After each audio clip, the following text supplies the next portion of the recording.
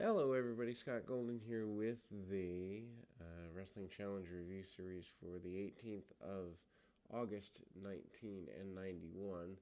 1991, still a time when wrestling is decent.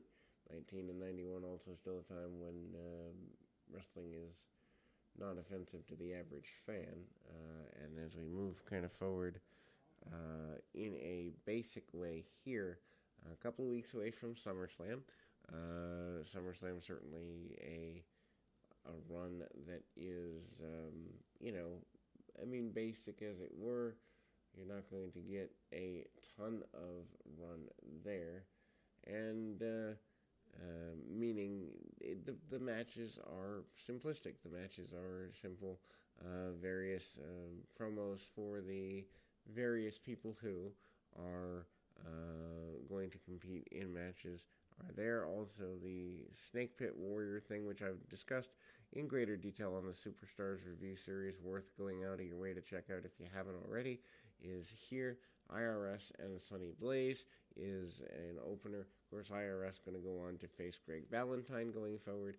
IRS tossing Sonny Blaze to the outside relatively quickly after a few kicks, punches, basic maneuvers, abdominal stretch, and IRS coming into his own in the organization, of course, having wrestled in the various other promotions, the NWA and that.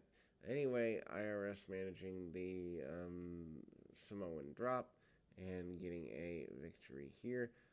The event center still used to hype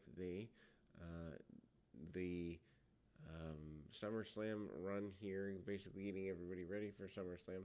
Uh, Ricky the Dragon Steamboat up next. Steamboat is in an enhancement match. His adversary here is none other than, let's see here, the run of that ends up being Ricky Steamboat and Bob Bradley, 150.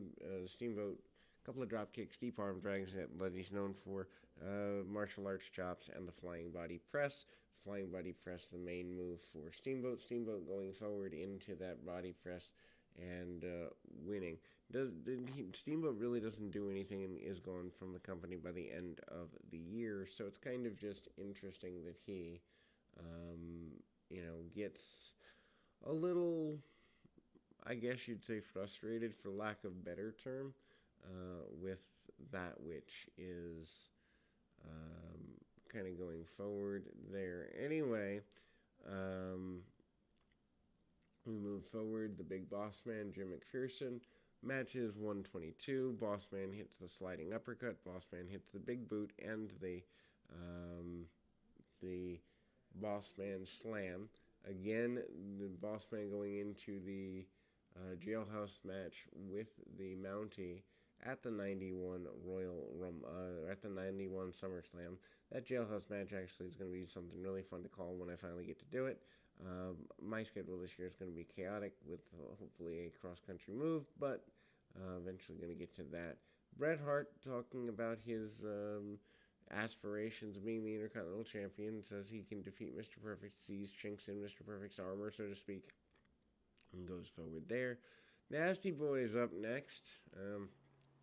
And they are your tag team champions, of course, at least till SummerSlam within a couple of weeks.